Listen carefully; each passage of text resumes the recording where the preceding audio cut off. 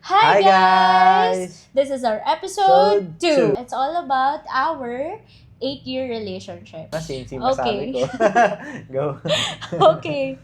Number 1, when did our story actually begin?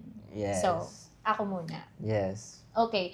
So, yung POV ko, yung first time kasi namin mag-meet was during second sem ng third year college. Kasi guys, I transferred to the university where he was studying because I used to study in an all-girls school. So, kilala ko na siya kasi nakakwento siya, usap-usapan siya ng mga profs, and then there are like rumors. But I feel like the first time I actually saw parvs ng talagang like malapit was nasa underground basketball court kayo with your friends. And then, meron akong kasamang classmate that time. So, he was actually telling me about you. Ano to, kaka-transfer ko pa lang. Tapos parang sabi niya, ay, siya yung Zayn Malik ng Olfo AC. Which is, Zayn Malik Matagay. sabi ko, what? So, siya kamukha ni Zayn Malik. So, hindi ko pa kasi nakikita at that time yung similarities. But I'll show you a college photo, and then may mga nagko-comment din minsan sa content namin about it. So, that was the first time. He was with his friends. And then the second time was, it's me and a friend of mine, transferred din siya. She visited me sa building natin ng BA. And then, nakita ka namin na, what do you call this? Na nag-aabot ka ng gift sa nililigawan mo. And then, Grabe, nakita mo naka-paper bag ng Adidas, guys, yung gift niya. So, sabi namin nung friend ko, sabi namin, may ganito pala dito. So, ayun. So, I think that was the first recollection. And then, hanggang sa, I often see you already. And then, some of my friends, like si Faith, knows him. And then, I think about third year, second sem, because I was behind kasi nga transfer ako. So, when I transferred, balik ako ng second year. And then, third year, second semester, that was the time na naging classmates tayo. So, that's my recollection of first ever meeting him. Because I did not really get the vibe or the hype. Like, literally, guys, hindi pa kami close. Our friends can attest to this. So, Sam, sila Faith, they can attest to this. May mga nagpapapicture sa kanya, guys. So, parang naloka ako na, bakit nagpapapicture sa'yo? Sorry, I just did not get the hype at that time nung college. So, yeah, but that's my POV. What's your POV? Kagaya na sinabi ko kanina, dapat maalala natin lahat ng mga nakwento natin. Sorry na doon sa magmamahay na. Namamaya! Hindi, so going serious na.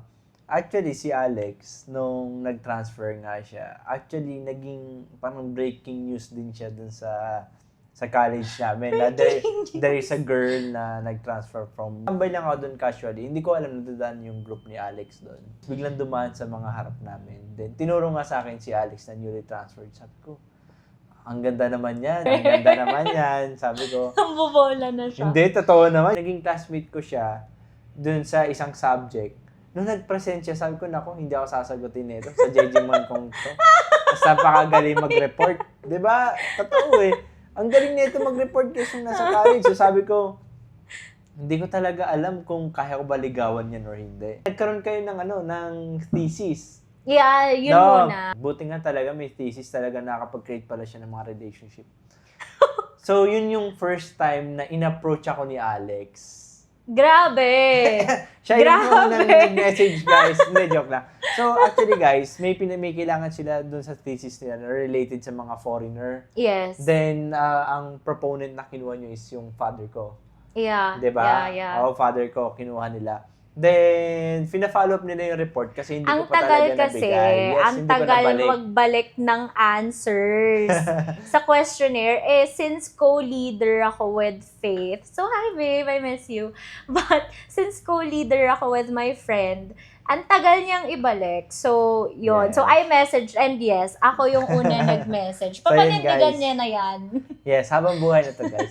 So, nag-message siya. Sabi ko, syempre, alam mo yung taong gusto mo ligawan, nagagandahan ka, na-appreciate mo yung beauty niya, di ba? And in-approach ka na nga, siyempre, tuloy-tuloy na ang chatting, di ba? Hindi na natin sasayangin yung isang opportunity na binigay sa atin, di ba? So, finalo ko siya sa IG niya. Then, nag-aantay ako, bakit hindi pa to nagpa-follow back sa akin? Kinakabahan ako, kala ko hindi ako trip. Sabi ko, naku, may chance ako dito kasi nag-follow back. Tapos, finalo ko siya sa Twitter. So, same response na finalo back na rin ako sa Twitter. So, doon nag-start ang aming love story of my life. Ewan ko kulang ka do. Naglalaro ka that time. Yes, Remember? nagdodota ako nun. Yeah, No? naglalaro Naalala ka ko ng PC that time. Yeah. And then, alam nyo guys, parang sabi niya, wait lang, sorry, in-game ako. Tapos parang, after 5 minutes, nag-chat na ulit siya. Tapos ang dami niyang question. And then, sabi ko, ano nangyari? Tapos sabi niya, tapos bumanat na siya nun, guys. Sabi niya, sabi niya, nag-quit na ako ng laro para makausap ka. Sobrang Filipino nung banat. Eh, kasi ang dating sa akin, baka kasi ma-offend kasi gano'n talaga nangyayari sa mga Filipino girls eh. So, Baka sabihin, mas gusto pa naman, edi maglaro ko na lang, di ba? Hindi, pero kasi that time, I don't have any recollection na you tama wanted naman. to talk to me. Pero guys, we ended up talking ng, ang tagal, no? Parang Tagal. napag-chismisan natin yung mga previous. Kung ano-ano na. Ang previous dami natin issues pinag-usapan, Yes. Yeah. In-open So, up niya yun. rin yung pagdadala ko na regalo dun sa isang pinapormahan ko dati, di ba? Yeah, it's true. And then, that time naman, both naman kasi kami single. Pero parang napapadalas na yung usap natin. Yes, Parang tama, naging tama. daily na siya. And then nag-start siya parang a week into talking. Mm-mm. Kasi that was parang nag-start Feb, no? Oo. I think, Bakit bakit mo ba siya tinatanong? Kasi baka mamaya hindi naman niya naalala yung months. Uy, But naalala ko. I think nag-start siya mga Feb. Everyday na kami nag-uusap. And then, dumating na sa point na nagtatanong na siya if pwede niya ba akong ihatid or sundo eh. Parang ako, skeptical talaga ako. Parang ayoko. Kasi parang, ang Siyempre, daming... dating sa guy, flex yun kasi may ride eh. di ba? Yeah, medyo. Pero parang sabi ko, parang ayoko kasi parang I came from a bad breakup. Pero 3 years na at that time na I was single. Pero parang syempre, you know, the trauma of the past relationship. So parang I don't want to entertain. And then yun nga, classmates pa kami. So parang I know for a fact that it will really be an issue already. But, oh my God, if Rika is watching, merong nagkaroon siya ng chance. So, lagi talaga siya nagtatry ng hatid sundo. But, nagkaroon siya ng chance na mahatid ako. Ito yung chance na yon. So, my friend, Rika is literally a matchmaker namin. Kasi Yes, bago totally pa agree. mag-start yung parang nag-uusap kami, lagi kami inaasar-asar ni Rika. So si Rika kasi, nagmi-meeting siya for their thesis naman. Tama. Kasi parang sa ibang class ata si Rika that time. And then, sabi ko kay Rika, like, sige, I'll go home with you, sabay tayo, ganyan. Oo. So, I was waiting for her. Ang nangyari kasi, doon kasi sa school namin, walang terminal doon na literally may Yes, terminal. wala. Like, mag-iintay ka talaga. If you don't have your own car, mag-iintay ka ng dadaan na para maka-commute ka Tsaka going. bibilis ng mga card dun kasi Yes. highway talaga yung labas ng campus. Yes. So, yun. So, iniintay ko si Rika and then na-realize namin, late na, walang masakyan. Yeah, so walang masakyan, guys. So, sabi ni Rika, kasi Rika knows that me and him are talking. Sabi niya, Grabe ka, Rika. sabi niya, umuo ka na. Kasi nagtanong na naman siya nun kung pwede niya ako ihatid pa. Sabi niya, umuo ka na. So, parang ang user, di ba? Pero hindi niya totoo. Tapos sabi ko, hala, baby, ayoko umupo sa harap. Kasi ang awkward ganyan. Rika kasi is also his friend. So, common friend namin si Rika. And then sabi ni Rika sa akin, so sorry, Rika. Sabi ni Rika, okay lang I'm dalawa sorry. tayo sa likod. Mabait naman si Mars. Yun yung sabi ni Rika. So, natatawa talaga ako pag naalala ko. So, I texted him. Kasi nag-follow up siya. Sabi niya, sabi niya, gusto mo sumabay ka sa akin pa uwi? And then, nagulat siya na nag-yes ako kasi nga, I keep declining it. Parang na nun, parang pa-end na ng Feb nun. So, imagine, we started talking parang second, third week of Feb. And then, ngayon, pa-end na ng Feb. So, ngayon, nag-yes ako sa kanya. And then, anong reaction mo? Anong pinagdaanan mo? Actually, yan, POV niya, no? So, ngayon ako nag-message kasi expected ko, hindi naman kasi ilang beses ako nag-try, lagi humihindi. That time, kakastart lang namin magkaibigan. Like, 5v5 kami. Magkakasama kami. Sakto pa kami. Sa computer shop. So, sabi ko, try ko lang. So, syempre ako, nag-try lang naman ako kasi expected ka naman na hindi. At least, nagsabi pa rin ako, di ba? So, guys, randomly, bigla nag-guess. Nasa gitna na kami ng laro. So, sabi ko sa kanila, sabi ko, sorry, kailangan ko na umalis kasi pumayag bigla. Sabi ng mga kaibigan, kaya nga sabi ko siya, mamaya may messages. Sabi ko, hindi ko na yun naitiis eh. Kasi gusto ko rin naman talaga eh. Then, sabi, pinili talaga na sa ko, hindi, alis talaga ako. So, umalis na ako. Tapos na-realize ko, guys, kami kasi, we were into car dealership that time. That time, tumiming pa, guys. Ang dala ko yung pinakamalit na kotse lang namin, yung Hyundai i10, yung dala ko. Yes. Pero ang ginagamit ko talaga that time na car is yung Fortuner. Di ba? Then, anong nangyari? Kung kailan siya pumayag, grabe, i10 lang yung dala ko. Hiyang-hiya ako. Sabi ko, bakit ngayon lang ito pumayag? Kung kailan, ito lang yung dala ko. So, habang dinadala ko sila ngayon sa may kotse. Kasi dumating sila doon sa Gigi. So, umalis kami. Hiyang-hiya ako. Sabi ko, ano ba naman yun? Oo, guys, kasi kinukwento niya talaga sa akin. Yaya, ang gaganda ng kotse. Siyempre, as a guy, i-flex mo rin naman talaga, di ba? Na may ride ka, maganda ride. Kasi napunta yung cute, di ba? Na ang napakaliit. So, sabi ko sa kanya, ito yung car. Kulay gold pa yung kotse. Gold. Grabe, sabi ko, isip-isip ko. So, ngayon, sumakay naman sila sa car. Hindi naman sila choosy. Hindi choosy si Alex. So, ngayon, umupo ka sa harap. Yes, kasi nahiya ako. Actually, nagko-contemplate ako. Nasamahan si Rika sa likod. Kasi sabi ni Rika, halika na, B. Si Rika talaga.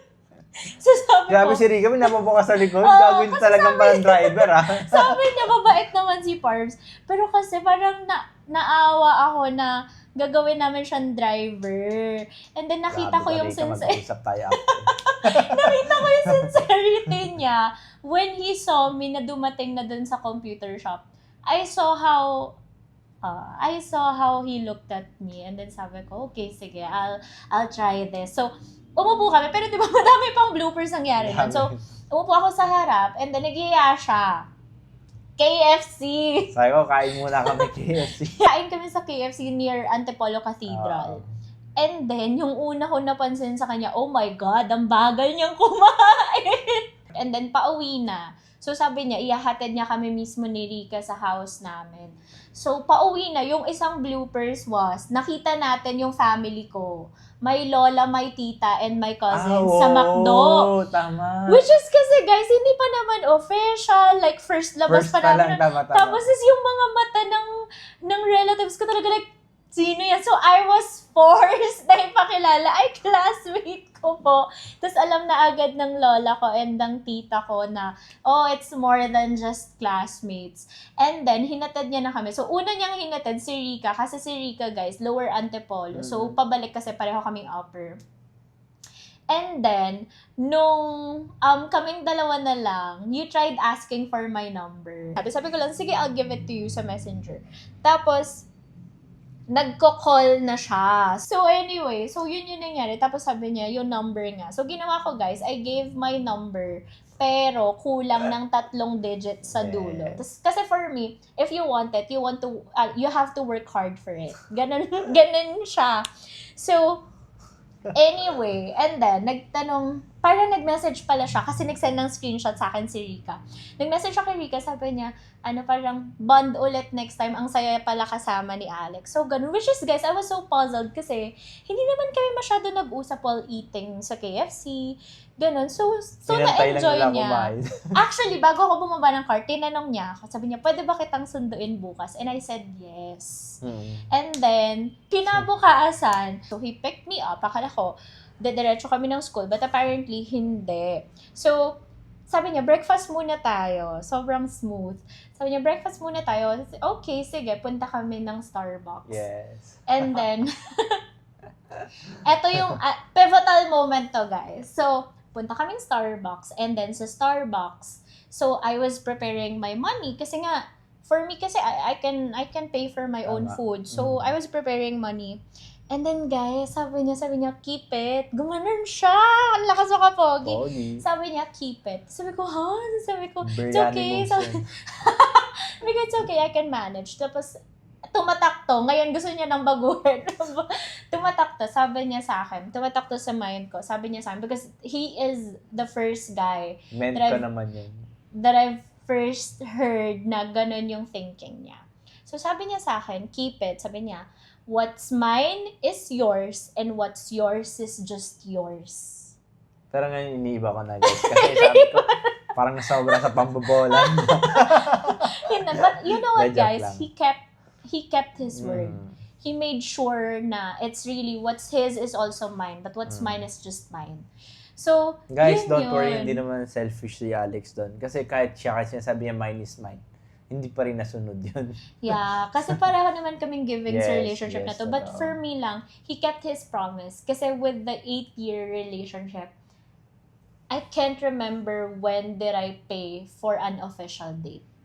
Actually, scheduled pa yung pambayad yan kasi gusto niya daw talaga ako i-treat. Ako hindi pa Yeah, pumapayag. nung nag-start Kaya sabi ako niya, magka-work. diba? Yeah, but yun, dun kami nag-start, guys. And then, we started seeing each other. Nagtanong na siya, like, can I court you? And then, sabi niya, pwede manligaw. And then sabi ko, you have to ask for my parents' permission first. Which he did. And then, nagdala siya. Like, literally, guys, the parang the very Filipino setup. Nagpunta siya ng bahay, nagpakilala siya sa parents ko and sa sister ko, humarap siya sa family ko, meron siyang daladalang food, if I'm not mistaken, yellow cab. Tinakot pa ako nila Faith nun at nila Rica. Sabi daw, ang tangkad daw nung daddy. Sinabi sa akin, 6-footer. Sabi ko, ano gagawin ko dun? Pag-gulpen ako. It's true, humarap siya sa family ko. And he had dinner with my parents. Super welcoming ng family mo. Thank you. Oo. And nakipag-usap siya sa parents ko. And then after nun, yun, nag-start na talaga manligaw. And then we continued our relationship despite him going to the US. At that time Yes. kasi he stayed sa US around 3 to 4 months. 3 to 4 months For that time internship. internship.